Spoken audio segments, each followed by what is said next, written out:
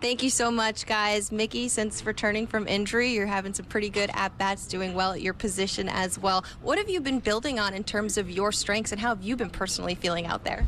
Yeah, it's like you said, coming back from, second broken finger of the year is, it's exciting for me. I hate that month of just kind of sitting around waiting for it to get better was, it's never fun. But, being able to come back and kind of pick up where I left off pretty quickly is definitely, encouraging for me. And like you said, just every single day trying to get better at every facet of my game, whether that's at the plate, in the field, playing more left field now that Mike's back is, just trying to get better there. It's definitely, played mostly center most of my career and played a little left. So, definitely comfortable out there. But, being able to adjust to that fairly quickly has been it's been a good sign for me. And, I'm just enjoying being back out on the field. Speaking of that left field position, how have you been adjusting to that? And has Mike Trout kind of helped you in any way or given you just tips or tricks, just kind of chatting out there in the outfield? Yeah, like I said, I played, a pretty decent amount of left field throughout the minor leagues in Philly. Just their philosophy over there is to,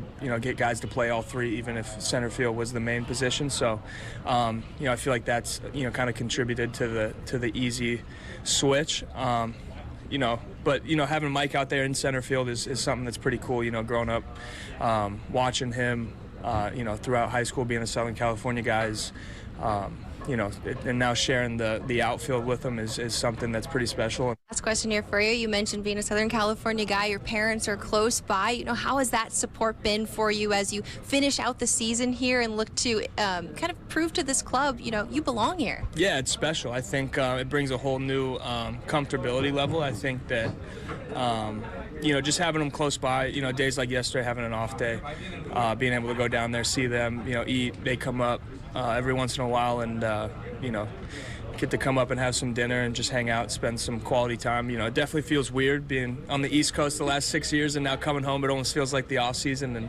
And, it's funny. It's crazy waking up the next day and, going to the yard and having a baseball game. So it's something that's pretty special. I've kind of envisioned something like this, my whole career.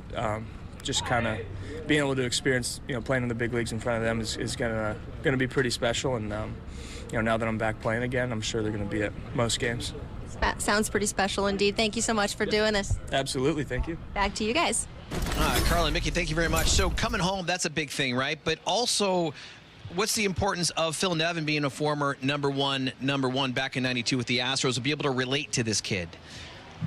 I think everything helps. When you're going through life and you're experiencing things and people can help you with your experience because of their experience, it helps. And Phil's right there by his side at all times.